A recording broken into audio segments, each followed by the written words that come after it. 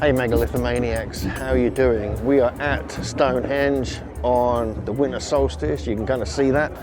Thousands of people here actually. Now there's the sun is going to be visible any moment. We're going to be meeting up with Simon Banton, who has done some research on the winter solstice sunrise here. And we have druids, pagans, a lot of strange people here, but all coming here for a good reason, and that's to experience the winter solstice sunrise, the longest night, the shortest day, and this is one of dozens of sites all around the world that have this remarkable alignment. Now, some of these include places like Karahan Tepe, so 11,400 years old. We have other sites like Karnak in Egypt, even Karnak in Brittany as well. And we've got JJ here as well.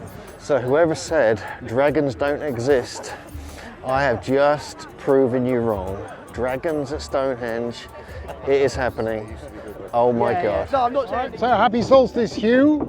We're stood here on the secondary solstice axis, which very few people know about, but there is in fact a sight line through the monument, very tightly constrained, that points to the winter solstice sunrise, which is behind you, to the summer solstice sunset, which is in front of you, and it runs roughly through that person in the purple hoodie there, to the right of the sharp-edged trilithon that's directly in front of us, and then through a notch in the more rounded trilithon on the far side of the circle.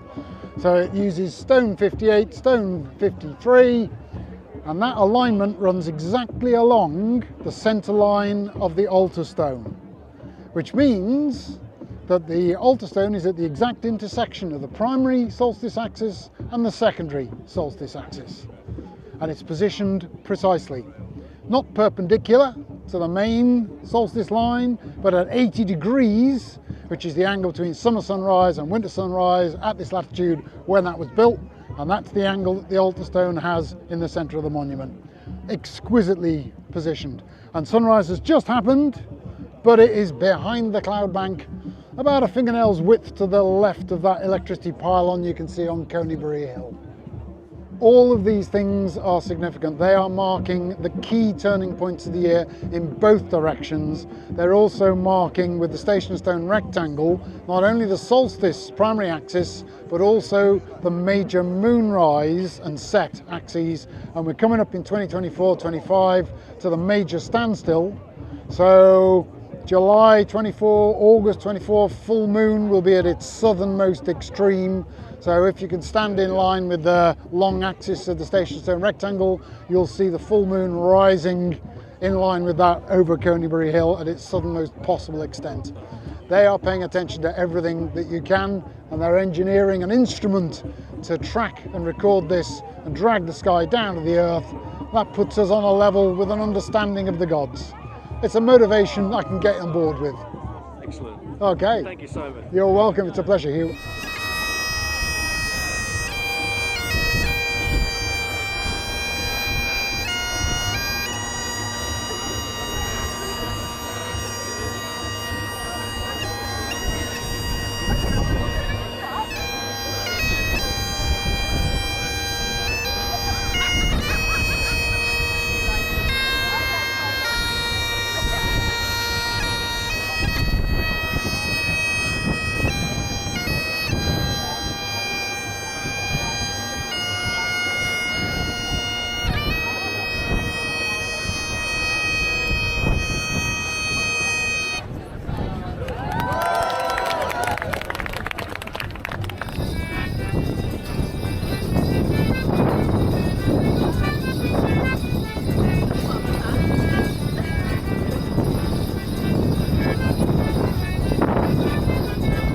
So we're heading down now to the heel stone because we've got Arthur Pendragon. He's doing some hand fastings. They've done a little ceremony. Just met Rollo briefly, one of the druids. But yeah, it's all happening here. It's very windy today, so I apologise for the sound. But hopefully you get a sense of the modern version of celebrating the winter solstice here at Stonehenge. Amazing, just amazing to be here. I've already been at Stony Littleton, and obviously Karahan Tepe last year. But yeah, it's great to be here. So let's see what Arthur's up to inside this ring of people next to the Heelstone. See, we've got Arthur Pendragon knighting people, as well as he's been doing some hand fastings as well.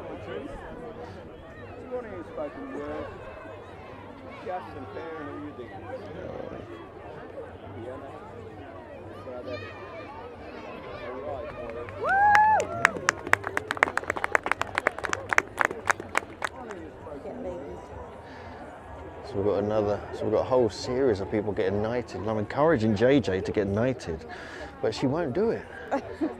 Maybe.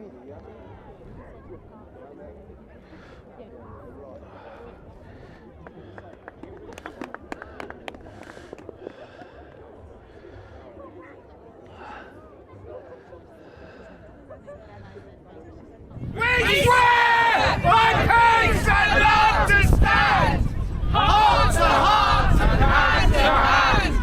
Mark the spirit and hear us now, confirming this our sacred vow. So it's coming to the end of the solstice celebration here at Stonehenge.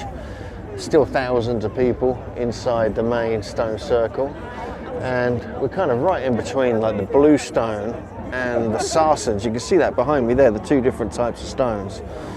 So yeah, it's just a treat to be inside here, and I do recommend it highly. And we've seen a dragon, we've seen a massive amount of people, a lot more than I expected, and we've even seen the sunrise. Me and JJ are here. It's getting very windy, but we did get to see the sunrise, so it's a real kind of opportunity at least 4 times a year.